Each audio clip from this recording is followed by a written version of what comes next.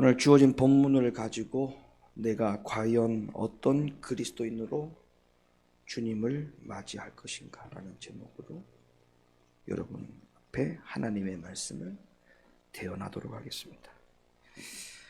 여러분, 오늘날 우리가 가장 두려운 일이 뭐라고 생각합니까? 가장 두려운 일, 여러 가지 일들이 있겠죠. 예상치 못한 일들이 우리 앞에 일어나서 여러 가지 큰 일을 겪게 되는 그런 일도 사실은 무섭고 두려운 일이지만, 우리가 오늘 읽으신 본문의 말씀을 중심으로 해보아서 생각해 볼 게 뭐냐 하면, 참 이것이 가장 두렵다라고 하는 부분을 생각할 수 있는 부분이에요. 이 세상에서 우리가 이게 가장 두려운 것이 아닌가, 그런 생각을 할 수 있는 부분이 오늘 우리가 읽었던 하나님의 말씀의 내용이 아닌가, 저는 그렇게 생각합니다. 무슨 말이냐면, 이 마지막 때에 주님이 오실 때가 다 되었는데 우리가 깨어있지 못한다면 이게 큰일이 아니고 뭡니까? 맞죠? 잠자는 영혼이 된다든지, 아니면 미혹이 되어 있는 영혼이라든지, 더 나아가서 주님의 말씀을 바로 알지 못하고 올바른 신앙생활을 하지 못하는 그런 상태에 있다면, 이것만큼 큰일이 더 큰일이 뭐가 있겠습니까? 이게 가장 큰일이 아니겠습니까? 주님 오실 때가 다 되었는데, 주님은 우리에게 시간을 아끼라고 했고 때를 아끼라고 했음에도 불구하고 우리는 여전히 우리 스스로에게 마치 잘 살아가고 있는 것처럼, 매일매일을 아주 잘 살아가고 있는 것처럼 그렇게 우리가 생각하고 살아간다는 이 자체가 큰일인 겁니다. 큰일. 그리고 또 큰일이 뭐냐 하면, 하나님의 말씀에 기갈이 온다라고 했어요. 성경에 보니까 아모스 선지자가 예언을 하기를, 이 말세에는 하나님의 말씀에 기갈이 온다 이렇게 말했어요. 어떤 기갈이 온다고 했습니까? 양식이 없어 주림이 아니며 물이 없어 갈함이 아니라 여호와의 말씀을 듣지 못하는 기갈이 온다 이렇게 얘기했어요. 그러면 이 아모스 선지자의 예언대로라면 이거는 큰일입니다. 왜냐하면 하나님의 말씀을 듣지 못하는 기갈이 온다고 했으니까. 근데 가만히 한번 생각해 봅시다. 도저히 용납이 안 되고 이해가 안 되는 부분이 뭐냐 하면, 교회는 자꾸 늘어나고 있고 성도들은 자꾸 부흥되는 교회는 자꾸 부흥이 되는데, 말씀을 듣지 못하는 기갈이라고 하면 이해가 됩니까? 성경책이 사라지는 것도 아니고, 목사님들이 하루아침에 죽어나가는 것도 아니고, 모든 교회들이 똑같이 예배드리고 똑같이 하나님의 말씀을 전하는데, 도대체 뭐 때문에 아모스 선지자는 이 마지막 시대를 향하여 경고하기를 하나님의 말씀을 듣지 못하는 기갈이 온다 이렇게 말씀을 했을까요? 이거는 정말 큰일입니다. 큰일. 여러분, 앞으로 가면 갈수록 하나님의 소리를 듣지 못하는 시대가 옵니다. 뭐 때문에 그럴까요? 주의 종들이 하나님의 말씀을 대언하지 못합니다. 갈수록 더욱더 인간적인 설교를 할 것이고요, 더욱더 시대와 살아가는 모든 경제적인 여건과 여러 가지로 성도들이 살기 힘들어지는 시대에 오기 때문에, 그런 성도들을 바라볼 때마다 이 강단에서 주의 종들은 무엇을 먹을까, 무엇을 입을까, 무엇을 마실까에 대한 염려와 걱정거리에 대한 그 부담을 덜어주기 위해서 강단에서 육신적인 설교를 계속적으로 해나갈 것입니다. 무슨 말이냐? 하나님의 소리를 들을 수 없게 됩니다. 하나님의 소리를. 이게 가장 제일 두려운 일입니다. 그래서 예수님은 마태복음 25장을 통해서 이 아모스 선지자의 말씀을 받아가지고 예수님께서 말씀을 하신 거예요. 무슨 말씀하셨냐면, 마태복음 25장에 하나님의 말씀을 듣지 못하는 기갈의 시대에 너희들은 이렇게 신앙생활 해야 된다라고 하신 말씀이 마태복음 25장이에요. 마태복음 25장. 이 마태복음 25장을 보게 되면 결론적으로 모든 것이 다 두 가지로 갈라집니다. 다 갈라져요. 교회 안에 성도들이 두 가지로 갈라지고, 또 오늘날 주의 종들 가운데서도 목사들이 두 가지 종류로 갈라지고, 또 교회가 서로 두 가지로 갈라집니다. 그러니까 진리에 붙들려 있는 교회, 진리에 붙들려 있는 성도, 진리에 붙들려 있는 하나님의 사람들이 있는가 하면 전혀 진리와 관련이 없이 그냥 신앙생활 하는 사람들의 부류로 나뉘어진다는 것이죠. 그러니까 다시 말하면 말씀을 듣지 못하는 기갈의 상태에서도 그것이 풍족한 상태에서 신앙생활을 만족하며 사는 신앙인들이 있는가 하면 진리를 들어야만이 풍족함을 가지고 살아가는 교회와 신앙인들이 있다는 거예요. 여러분들은 진리를 듣지 못하는 상황이 가장 큰 일로 여길 수 있기를 예수님의 이름으로 축원합니다. 마태복음 25장을 보게 되어지면 세 가지 비유가 나옵니다. 여러분 잘 아는 말씀이에요. 열처녀의 비유가 나오죠. 그리고 달란트의 비유가 나오죠. 그리고 마지막으로 세 번째 비유가 양과 염소의 비유가 나오는데, 이 각각의 비유는 각각 들어야 될 대상자가 다릅니다. 열처녀의 비유를 통해 가지고는 이 마지막 시대에 말씀의 기갈이 온다라고 하는 아모스 선지자의 그 시대에 누가 들어야 될 말씀이냐면, 이 열처녀의 비유는 교회 안에 있는 성도들이 들어야 될 말씀이에요. 교회 안에 있는 성도들. 그리고 이 달란트의 비유는요, 아모스 선지자가 말씀의 기갈이 온다라고 하는 그 말세 시대에 오늘날 교회 안에 있는 자들 중에 누가 들어야 되냐면 주의 종들이 들어야 될 비유입니다. 주의 종들이 들어야 될 비유. 그리고 마지막 세 번째로 양과 염소에 대한 비유가 나오는데, 이 양과 염소의 비유는 아모스 선지자가 마지막 시대에 기근이 온다라고 하는 그 기근의 시대 속에 살고 있는 또한 하나님의 자녀들, 모든 성도들이 들어야 될 하나님의 말씀입니다. 그럼 오늘 이 수요일 날 달란트의 비유를 제외하고, 그것은 어차피 주의 종들에 관한 말씀이니까 그 말씀은 제가 이미 숙지를 하고 있고, 주의 종이 하나님 이 마지막 시대에 어떤 주의 종이 되어야 되는지 그 달란트의 비유에 대한 부분은 뒤로 하고, 성도들이 들어야 될 말씀, 다시 말하면 말씀의 기갈이 온다라고 하는 아모스 선지자의 강력한 예고와 경고에 빗대어서 주님은 그런 시대가 오면 성도들은 이 마태복음 25장에서 예수님이 말씀하신 비유들 중에 열처녀의 비유를 듣고 양과 염소의 비유를 듣고 깨어있으라, 이 말씀을 우리들 가운데 하고 있기 때문에 오늘 저는 여러분에게 이 열처녀의 비유와 양과 염소의 비유를 통해서 이 말씀의 기갈의 시대에 살고 있는 우리들이 어떤 성도들이 되어야 되는지에 대한 말씀을 여러분들에게 드리려고 합니다. 자, 그러면 성도들에게 해당 사항이 되는 이 비유의 말씀, 첫 번째 열처녀의 비유를 한번 볼까요? 자, 마태복음 25장 1절로부터 2절 말씀을 열어주시기 바랍니다.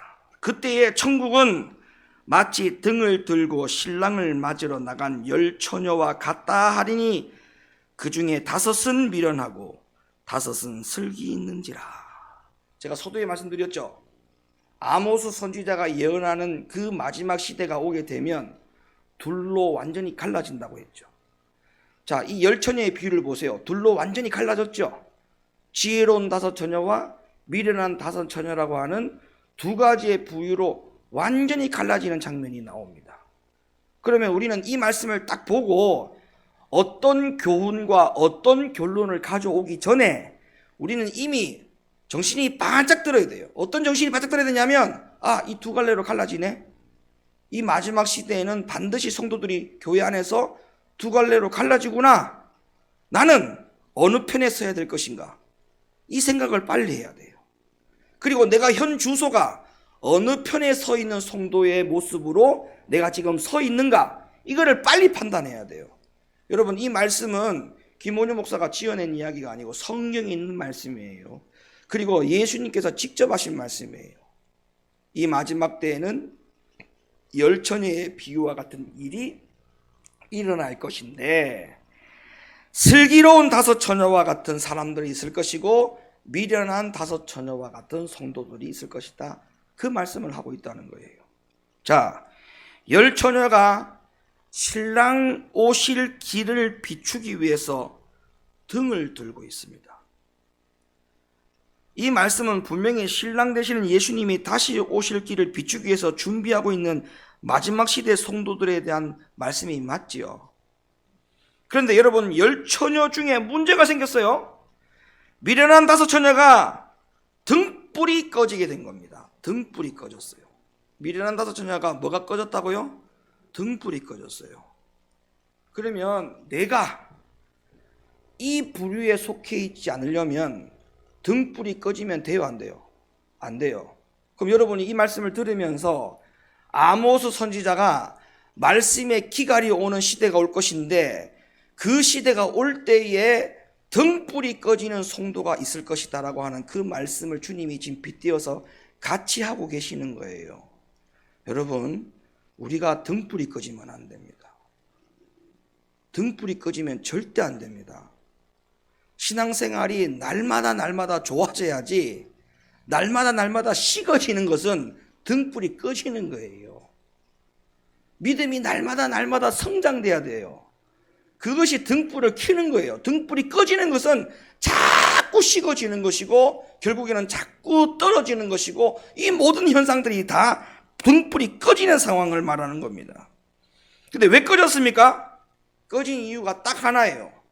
여러분, 우리가 왜 꺼졌냐를 물어보면 기름이 떨어져서 꺼졌지요 라고 얘기하지만 그거는 본질적인 이유가 될 수가 없어요. 자, 본질적인 이유가 뭔지 아십니까? 등불이 꺼진 이유, 신랑이 올 것이 아직 멀었다라고 생각했기 때문에 꺼진 거예요.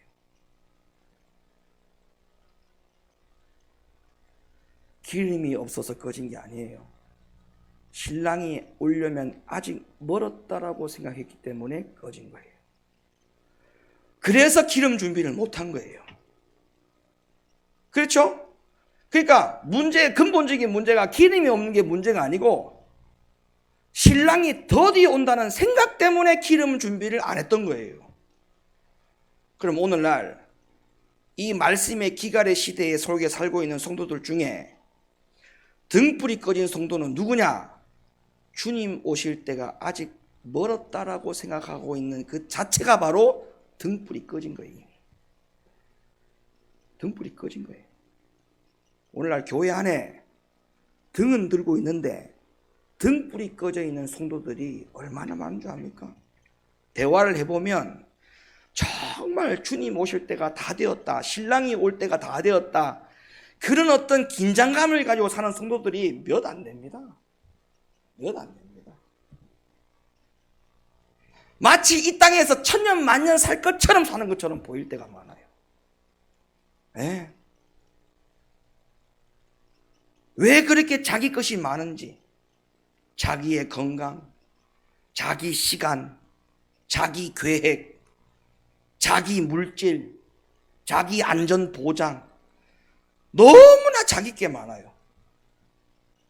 주님 오실 때가 다 되었다는 것을 긴장감을 가지고 살아가는 사람은 그렇게 살지 않습니다. 육신적인 것보다 내 영적 상황이 어떤지를 항상 점검하게 되어 있어요.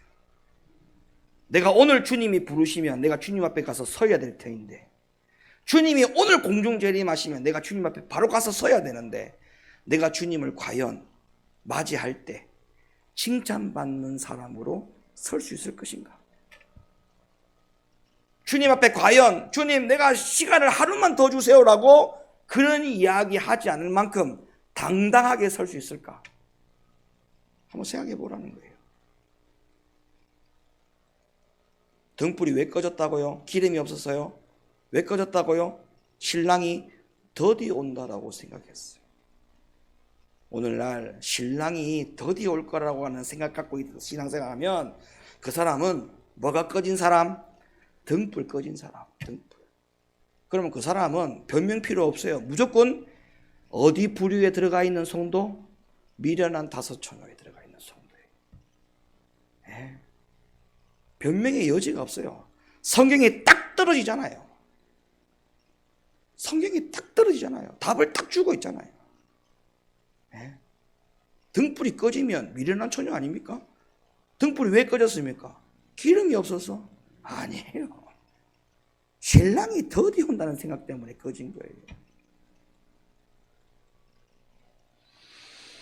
그렇다면 내가 주님 맞을 준비를 하는 성도의 입장에서 말씀의 기갈이 오는 이 마지막 시대에 미련한 처녀의 무리 안에 안 들어가려면 우리는 어떻게 되느냐? 부지런히 주님 오실 때를 항상 생각하고 깨어 있어야 됩니다. 맞죠? 항상 주님 맞을 준비를 해야 됩니다. 또 합시다. 항상 매일 주님 맞을 준비하자. 그게 미련한 다섯 처녀가 아닌 슬기로운 다섯 처녀가 해야 될 일이에요. 항상.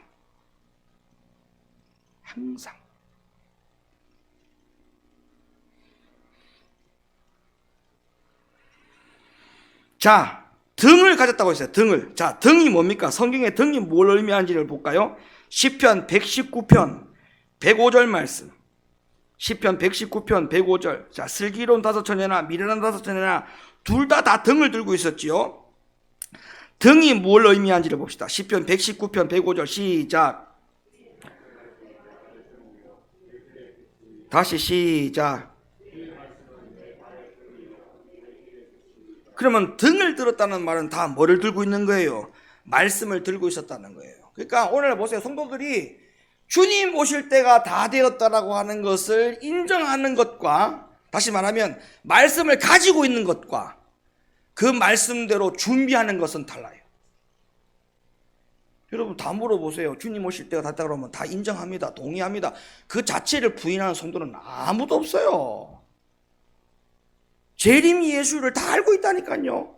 등은 다 들고 있어요. 문제가 뭐예요? 등불이 꺼진 게 문제입니다. 주님이 다시 오신다라고 하는 말씀은 알지만 그 말씀대로 주님을 맞을 준비를 하지 않는, 다시 말하면 마음속에, 생각 속에 주님이 뭐 올해 오시겠어? 뭐 10년 안에 오시겠어? 이러한 안이란 생각 자체가 바로 등불이 꺼져 있는 거죠. 등불이 꺼져 있죠. 그러면 그 등불을 왜 끄게 하느냐? 그 다음에 이제 바로 문제가 뭐냐면 기름이 없어지는 거죠. 기름이 없어지는 거죠.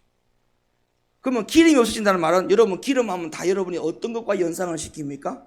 성령이죠. 그래요. 성령 중심으로 안 살아요. 성령 중심으로 살지 않습니다. 기름이 떨어졌다는 말은 더 이상 성령 중심으로 살지 않아요. 그러니까 주님 오실 때가 다 되었다라고 하는 것을 알고 그것을 준비해 가는 사람은 기름을 채워넣겠다는 말, 기름을 채워놓는단 말이에요. 다시 말하면 성령을 채워놓는단 말이에요. 왜? 항상 성령의 움직임에 따라, 성령의 지시에 따라, 성령의 감동에 따라 움직이게 되어 있거든요. 그러니까 신랑이 더디 올 거라 생각하니까 기름 준비가 안 되는 거죠. 다시 말하면 성령 중심으로 안 사는 거죠. 무슨 중심? 육신적인 중심으로 사는 거죠. 자기 생각의 중심으로 사는 거죠. 그러니까 문제는, 최초의 문제는 주님이 더디 오신다라고 하는 생각. 그러니까 자동적으로 무슨 준비 안 한다? 기름 준비 안 한다. 다시 말하면 성령 중심으로 안 살아간다는 거예요. 자기 생각으로 살아가는, 자기 생각. 그게 성경이 다 있어요. 사도행전 10장 38절 말씀. 하나님이 나사렛 예수에게 성령과 능력을 기름 붓듯 하셨음에. 이렇게 붙들려 사는 거예요, 이제부터. 요한 1서 2장 20절. 너희는 거룩하신 자에게서 기름 부음을 받고 모든 것을 아느니라. 성령의 기름 부음을 알아야 때를 알고 시기를 알고 주님이 빨리 오신다라고 하는 것을 알고 긴장감 속에 살아가는 거예요. 성령의 기름 부음이 없으니까 모든 것을 알지 못하죠. 무뎌지죠. 더디죠. 영적으로 감각이 다 사라져버려요. 성령으로 예민하게 사시기를 바랍니다. 말씀이 성령이잖아요. 말씀이. 왜냐하면 성령께서는 어차피 진리의 성령으로 오신다고 했기 때문에 말씀과 진리가 들어갈 때 성령이 같이 들어가는 거예요. 그러니까 그 주님이 오신다라고 하는 것을 말씀을 아는 것만 가지고는 안 된다니까요. 신랑이 진짜 오실 때가 다 되었다, 준비하자, 그렇게 하고는 다르다니까요. 달라요.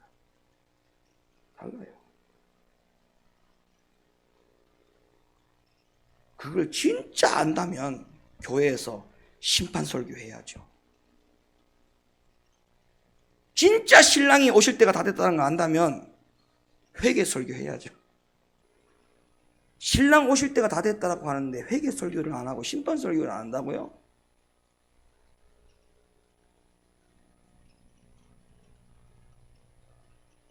등불 다 꺼트리고 있습니다. 등불 다 꺼트렸어요. 등만 들고 있지 등불이 하나도 없어요. 결국 어디에 불이 들어가요? 미련한 5촌이요. 성경이 이렇게 공식처럼 딱 떨어져 맞아 떨어지는데 이걸 어떻게 부인할 수 있습니까? 이 말씀을 어떻게 부인할 수 있겠습니까? 내가 아니다라고 어떻게 부인할 수 있습니까? 이 말씀이 딱 떨어지는데 부인할 수 없습니다. 그러니까 미련한 처녀가 뭘 갖고 있는 거예요? 거기에 성령의 기름을 부어야 되는데 그 안에다가 등 안에다가 교훈이 들어가 있죠. 지식 들어가 있죠. 자기가 알고 있는 게 들어가 있죠. 그 등 안에. 거기에 지식이 충만하죠. 거기에 성령의 기름이 충만해야 되는데 그 등 안에 온갖 사람의 육신적인 잡다한 것만 거기 다 들어가 있는 거예요. 그러면서 신랑 맞을 준비한다고요? 하나님 나라 못 들어갑니다. 못 들어가요.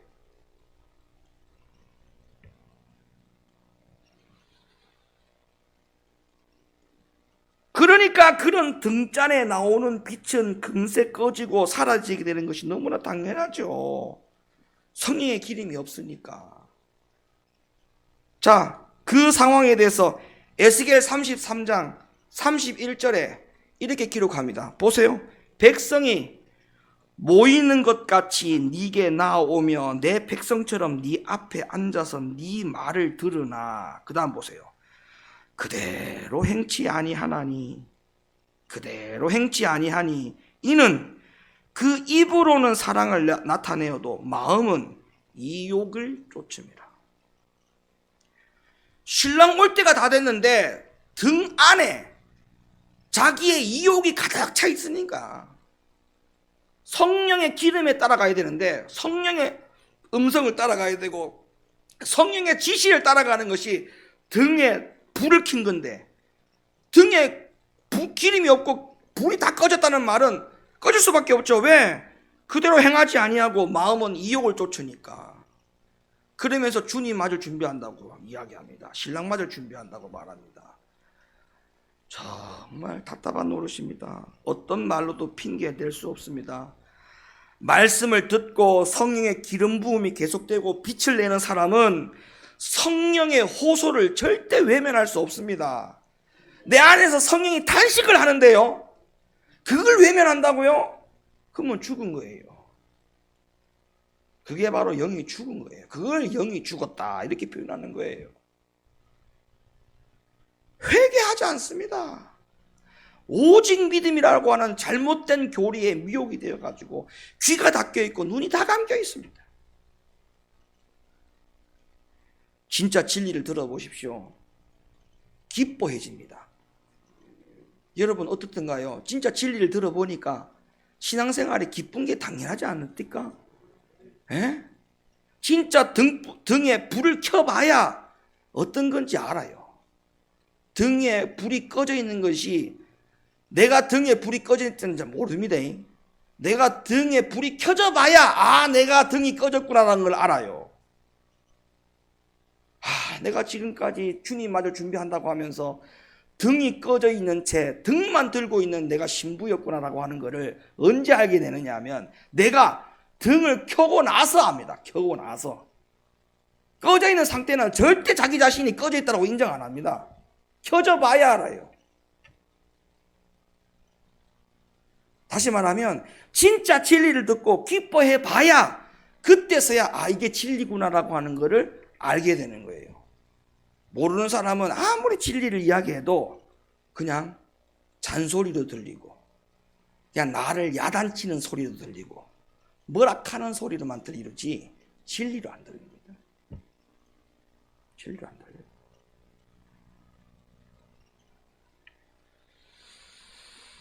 자, 보세요. 슬기로운 처녀들은요, 성경에 마태복음 25장에 나오는 슬기로운 처녀들은요, 이렇게 성령의 기름을 불을 밝히는 것을 기뻐하고 진리를 듣고 사는 것을 기뻐하고 신랑이 오실 때가 다 되었다라고 깨어있는 신앙인들로 그들이 살았기 때문에 그릇에 여분의 그릇에다가 기름을 항상 준비했었어요. 다시다. 여분의 그릇에다가 기름을 더 준비했다. 자, 성경을 볼까요? 마태복음 25장 4절. 슬기 있는 자들은 그릇에 기름을 담아 등과 함께 가져갔다니. 기름을 담는 그릇을 따로 두었어요. 따로. 기름을 담는 그릇을 따로 두기까지 하면서 신랑 맞을 준비를 했다 이 말이에요. 그러면 적어도 여러분, 주님 맞을 준비하는 사람은요, 신앙생활이 겨우 지탱해 가면 안 됩니다. 넘쳐야 됩니다. 넘쳐가지고 그릇을 따로 갖다 놓고 기름을 거기다가 따로 보관할 정도로 흘러 넘쳐야 됩니다. 근데요, 신앙생활을 겨우 하거나 아니면 막 억지로 막 끌려오거나 코에 막 코피 끼어가지고 끝까지 막 땡기고 집 안 가려고 그러고 땡기고 안 가려고 하고, 이런 신앙생활을 하고 오면서 뭐 한다? 주님 맞을 준비한다? 무슨 소리 합니까? 그 사람은 주님 맞을 준비하는 슬기로운 처녀 안에 못 들어가는 사람이에요. 성경을 보세요. 그 기름을 따로 담는 그릇을 준비까지 해가면서 가는 사람이 슬기로운 처녀라고 성경에 나오지 않습니까? 겨우 신랑 맞는 사람이 아니에요. 그냥 불이 꺼질랑 말랑 해가지고 신랑 맞은 사람이 아니라고요. 이 슬기로운 다섯 처녀는 항상 넘쳤어요. 넘쳤다고요. 우리 그런 신앙인 됩시다. 주님 맞을 준비를 좀 그렇게 합시다. 겨우 억지로 하지 말고 좀 넘칩시다. 넘쳐. 생각도 넘치고 마음도 좀 넘치고.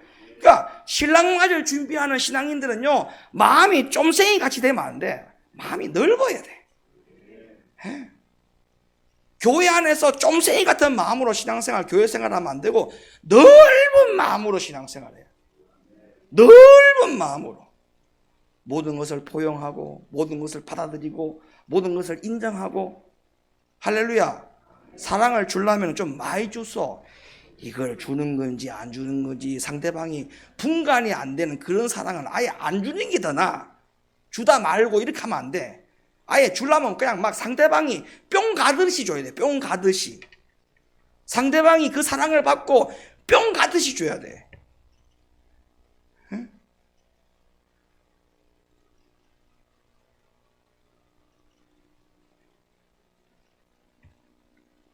말씀을 들어도 순종하지 않는다? 변화되지 않는다? 참된 회개를 하지 않는다? 변명만 많다? 심판에 대한 두려움이 없다? 말씀에 그 어떠한 열매도 없다? 말씀의 지식만 계속 쌓여간다? 이건 모두 다 등만 들고 있지 등 안에 기름이 하나도 없는 자들. 자, 더 중요한 말씀이 있어요. 마태복음 25장 9절 말씀. 슬기 있는 자들이 대답하여 가로되 우리와 너희의 쓰기에 다 부족할까 하노니 차라리 파는 자들에게 가서 너희 쓸 것을 사라. 이렇게 이야기합니다. 보세요. 아까 슬기 있는 자녀들은 기름이 넘치도록 따로 그릇을 담아 가지고 있다라고 했죠. 기름을 줄 수도 있어요. 기름 안 줘요. 안 주고 뭐라고 해요?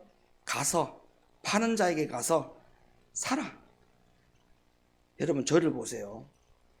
이게 지금 말씀의 기갈이 온다라고 하는 아모스 선지자의 그 예언에 따라 예수님이 마태복음 25장에서 진짜 그런 시대가 오게 될 경우에는 그런 시대 속에 살고 있는 성도들을 향하여 주시는 말씀이라고 했죠. 자 보세요. 그럼 이 말씀을 주님이 왜 하셨을까? 봐봐요. 우리가 하나님의 진리를 빨리 듣고 먼저 듣는 게 낫지, 나중에 주님 오실 때가 다 되어가지고 기름 동량하고 끓어오는 자에게 기름을 줄라 해도 이미 늦어요. 늦습니다. 왜? 보세요. 어디서부터 진리를 가르쳐야 될지 난감할 때가 옵니다. 그러니까 일찌감치 교회 들어와서 진리를 이미 들었더라면 이게 체계가 잡히고 주님 맞을 준비를 벌써 이미 다 끝내놓고 신앙생활을 지금 거기서 달려가고 있단 말이에요. 근데 맨 나중에 주님 오실 때가 거의 다 돼가지고 거기에 들어와서 진리를 달라, 기름을 달라고 하면 손을 못 댑니다. 언제 말씀을 가르쳐서 언제 진리 위에 세우겠습니까? 그러니까 포기하는 거예요. 가서 기름 파는 자한테 가서 사라. 난 못 주겠다. 한날 한시라도 일찍 하나님의 진리가 있는 곳으로 와서 진리를 듣고 배우고 주님 맞을 준비를 빨리 하는 것이 훨씬 더 복된 겁니다. 그래서 열처녀의 비유가 어떤 말씀인지를 잘 들으셨죠? 그럼 여러분들은 열처녀에서 어떤 준비해야 되느냐? 신랑이 곧 오신다라고 하는 생각을 가지고, 그러면 자동적으로 무슨 준비한다? 기름 준비하죠. 기름 준비하나는 뭐예요? 성령의 지시를 항상 받는다.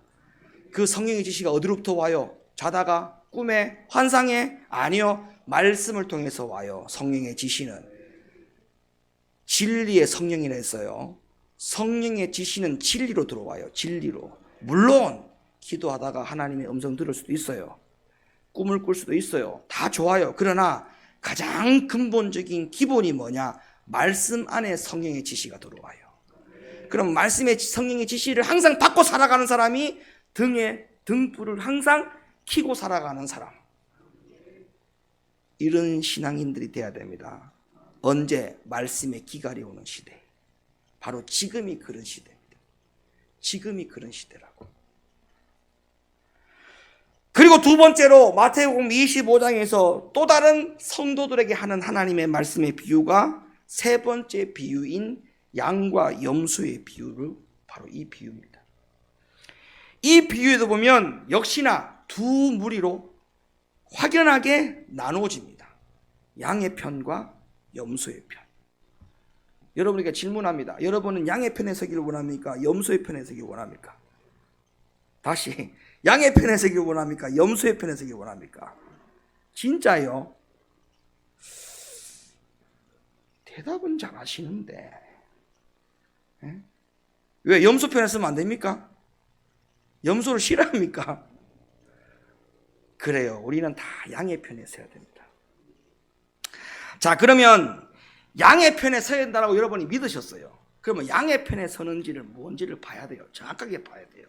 자, 양으로 분류된 사람들이 어떤 사람이냐? 마태복음 25장 35절로부터 36절 말씀 보실래요? 자, 보십니다. 내가 주일 때에 너희가 먹을 것을 주었고, 목마를 때에 마시게 하였고, 나그네 되었을 때에 영접하였고, 벗었을 때에 옷을 입혔고, 병들었을 때에 돌아보았고, 옥에 갇혔을 때에 와서 보았느니라. 지금 이 사람들이 어디 편에 서 있는 사람이라고요? 양의 편에 서 있는 사람이랬어요. 자, 이 성도들의 모습이 양의 성도들이라면, 그러면 염소의 성도들은 이와 반대라고 생각하면 되죠. 이 말씀, 읽었던 말씀에 반대되는 현상들이 바로 염소에 속해 있는, 부류에 속해 있는 사람들이 맞는 거죠. 그래서 마지막 때에 교회 안에 양의 편에 서야 되는 성도들이 많아야 될 터인데, 이 마지막 때가 오면 교회 안에는 양들보다는 염소 편에 서 있는 사람들이 더 많을 거라는 것을 주님께서 예언하신 거예요. 그러면 이 말을 바꿔서 말해 볼게요. 줄일 때에 먹을 것을 주지 않았고, 목마를 때에 마시지 못하게 하였고, 나그네 되었을 때에 영접하지 못했고, 벗었을 때에 옷을 입히지 않았고, 병들었을 때에 돌아보지 않았고, 옥에 갇혔을 때에 와보지도 않았다. 이게 염소죠. 그럼 주님이 왜 이 말씀하셨느냐 하면, 이 마지막 때에 말씀의 기갈의 상황이 오면 이 말씀의 기갈의 상황 속에 살아가는 모든 교회 안에 있는 성도들은 전부 다 돈의 노예가 되어서 산다는 거예요. 육신의 종의 모습으로 산다는 겁니다.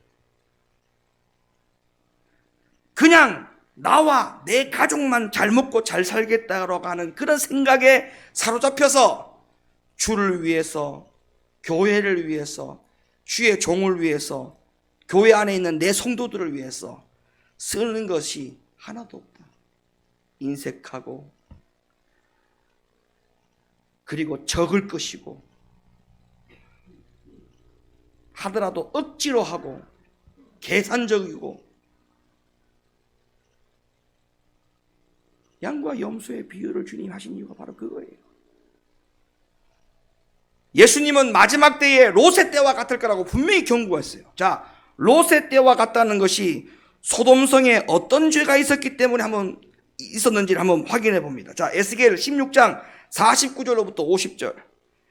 네 아우 소돔의 죄악은 이러하니 그와 그 딸들에게 교만함과 식물의 풍족함과 태평함이 있으며, 또 그가 가난하고 궁핍한 자를 도와주지 아니하며 거만하여 가증한 일을 내 앞에서 행하였습니다. 그러므로 내가 보고 곧 그들을 없이 하였느니라.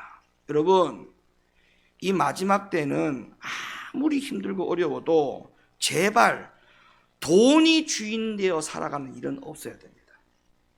답시다. 돈이 나의 주인이 되면 안 된다.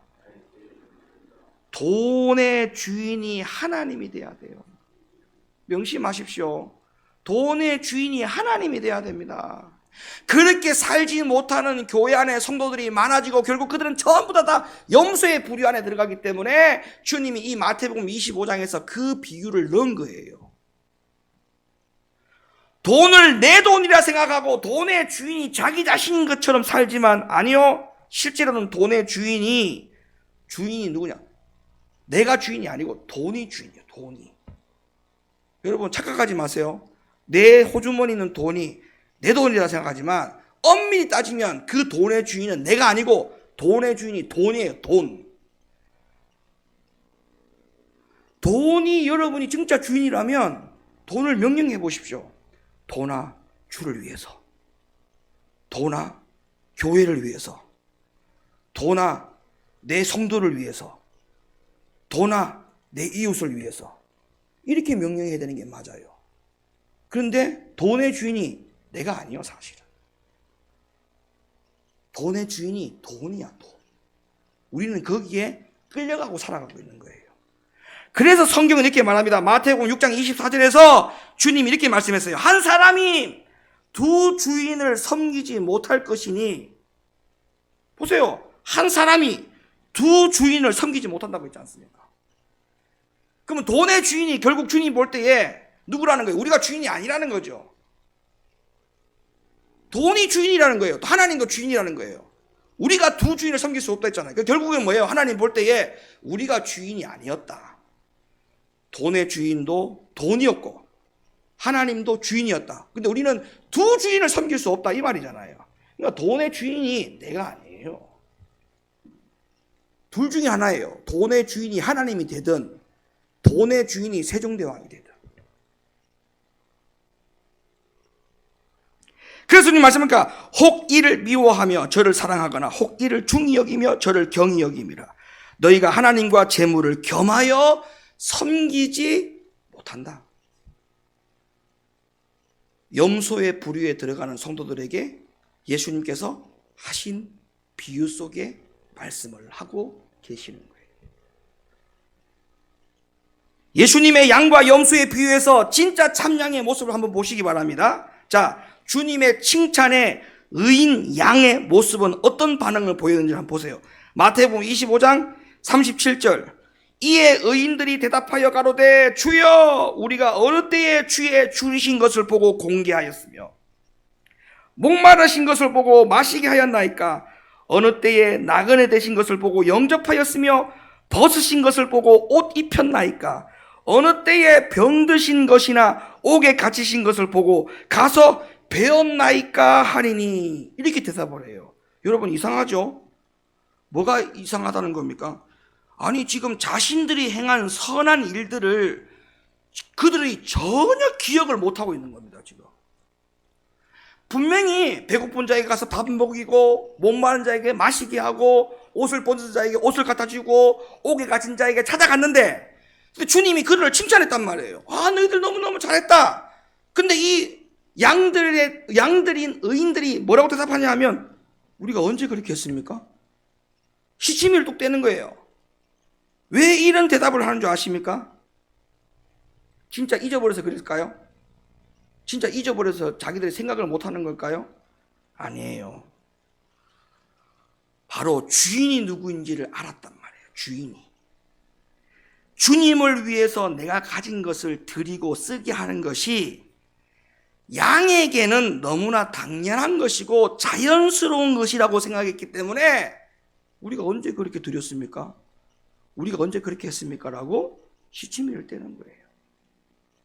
이게 바로 양의 모습이에요. 이게 바로 양의 모습이에요.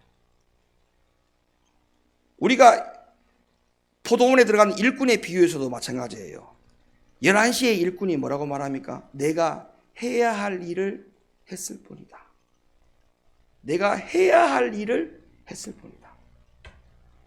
이게 11시의 일꾼에 대한 자세죠. 내가 해야 될 일을 했을 뿐이다.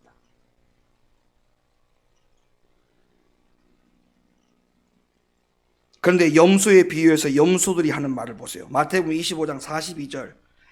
내가 주일 때에 너희가 먹을 것을 주지 아니하였고 목마를 때에 마시게 하지 아니하였고 나그네 되었을 때 영접하지 아니했고 벗었을 때 옷 입히지 아니했고 병들었을 때와 옥에 갇혔을 때 돌아보지 아니했다.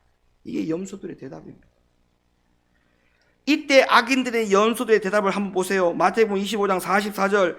저희도 대답하여 가로되 주여 우리가 어느 때에 주의 줄이신 것이나 목마른 것이나 나그네 되신 것이나 벗으신 것이나 병드신 것이나 옥에 갇히신 것을 보고 공양치 아니하더이까. 이거는 뭐예요? 조금 해놓고 큰 소리 빵 치는 거죠. 이제 오히려 양들은 많은 일을 하고도 주인이 물었을 때에 주인 우리가 언제 그걸 했죠? 이렇게 하는 바람에 반면에 염소들은 요만 10가지 중에 요거 하나 해놓고 우리가 이렇게 했지 않습니까? 이렇게 말하는 사람이 염소예요.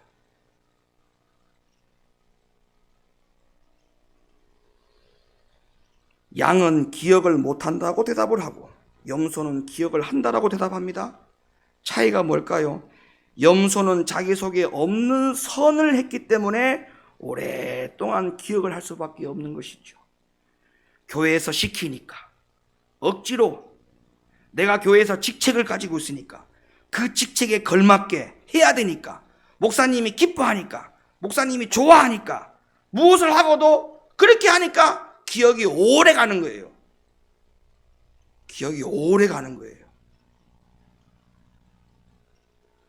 그런데 문제가 뭡니까? 선을 베풀고도 온갖 세속과 돈의 지배를 받고 살고 있다면 그 사람이 한 선은 주님께서 전혀 기억이 될 수 없다는 것을 명심해야 됩니다. 자, 말씀 한 구절 볼까요? 누가복음 16장 13절로부터 16절 말씀. 집 하인이 두 주인을 섬길 수 없나니 혹 이를 미워하고 저를 사랑하거나 혹 이를 중히 여기고 저를 경히 여길 것입니다. 너희가 하나님과 재물을 겸하여 섬길 수 없느니라. 바리새인들은 돈을 좋아하는 자라. 이 모든 것을 듣고 비웃거늘 예수께서 이르시되 너희는 사람 앞에서 스스로 옳다 하는 자이나 너희 마음을 하나님께서 하시나니 사람 중에 높임을 받는 그것은 하나님 앞에 미움을 받는 것이라. 율법과 선지자는 요한의 때까지요. 자, 여기서 율법과 선지자는 이 말은 율법과 선지자를 말하는 게 아니고 여기에는 함축적인 의미로 표현이 된 거예요. 무슨 말이냐면 구약의 모든 율법을 가리키고 이 말을 기록한 것이 아니라 구약의 율법서나 구약의 선지서에 나오는 물질에 대한 계명이 어떠했느냐, 그걸 지금 인지시켜 주는 거예요. 아시겠습니까? 여기서 율법과 선지자라는 말은 무슨 말이라고요? 율법서와 선지서 안에 있는 하나님의 물질에 대한 계명을 말하는 거예요. 그 물질에 대한 모든 계명을 요한의 때까지요, 그 후부터는 하나님 나라의 복음이 전파되어, 그 다음 말씀 기가 막힌 말씀이 있습니다. 사람마다 그리로 침입하느니라. 물질로 들여서 하나님 나라 들어간다는 말이에요. 물질의 계명을 지켜야 하나님 나라 들어간다는 거예요. 율법과 선지서에 나오는 모든 말씀 중에 하나님 앞에 드리는 물질의 계명이 나오죠. 11조 나오죠. 11조를 드리지 않고도 천국 간다? 그거는 전혀 성경적이지 않습니다. 11조를 드리지 아니하면 하나님 나라 못 갑니다. 말씀입니다. 율법과 선지자는 요한의 때까지요, 그 후부터는 하나님 나라의 복음이 전파되어 사람마다 그리로 침입하느니라. 그러니까 마지막 시대에 말씀의 기가 될 상황이 오면 많은 사람들이 육신적인 것 때문에, 이 물질 때문에 전부 다 넘어진다. 교회에 전부 다 자빠진다. 물질에 욕심을 두어서 마음이 천국으로 가지 못하고 물질에 가는 것으로만 끝이 나서 천국 문에 들어가지 못한다. 여러분, 우리의 마음이 물질이 있는 곳에 마음이 있다고 하는 이유가 뭐예요? 우리의 물질이 하나님 나라 들어가 있어야 돼요. 그래야 내 마음이 하나님 나라 같이 들어가는 거야. 그래서 10의 1조를 드리는 거예요. 율법과 선지서에 나오는 모든 기록된 말씀이 그게 물질에 대한 계명들을 보라 이 말이야. 성경이 어떻게 했는지를. 그래서 이 마지막 때는요, 물질과의 싸움이야. 물질과의 싸움. 하나님 앞에 드릴 것이냐 말 것이냐, 11조를 드릴 것이냐 말 것이냐, 교회에 헌금을 드릴 것이냐 말 것이냐, 이런 것 때문에 고민이 되어서 신앙생활을 포기하거나 말씀에 불순종하거나 그런 시대가 온죠. 그렇죠? 여러분, 절대 11조는 내 것이 아닙니다. 하나님의 겁니다. 내 것으로 쓰면요, 하나님은 나중에 전부 다 뺏어가요. 그거 안 드린 거 곱하기 다 계산해서 다 하나님 다 찾아가요. 그 명심하셔야 돼. 11조 안 하면요, 주님 다 찾아갑니다. 언젠가는 찾아갑니다. 아니, 11조를 갖다가 뭐 어려운 교회 도와주고 저기 시골 교회에 도와주고 11조를 그렇게 사용하시는 분 계시는데 그건 정말 비성경적입니다. 내 양식이 있는 곳에 하나님의 물질을 드리라고 했잖아요. 양식을 어디서 먹어요? 높은 데 교회에서 먹죠. 먹는 곳에다가 내야 돼. 먹는 곳에다가. 아니, 우리가 이런 거하고 똑같아. 내가 세금 내면서 세무서 가가지고 세무직원한테 요 세금을 요렇게 좀 써주세요, 이렇게 말하는 거하고 똑같아. 이게 있을 수나 있는 일입니까? 우리가 해야 될 일은 뭐예요? 하나님 앞에 10의 1조라는 세금을 내는 것까지가 우리가 의무고, 그 세금을 교회가 어떻게 사용하는지는 교회가 결정해야 될 일이죠. 그걸 내가 결정하는 게 아니에요.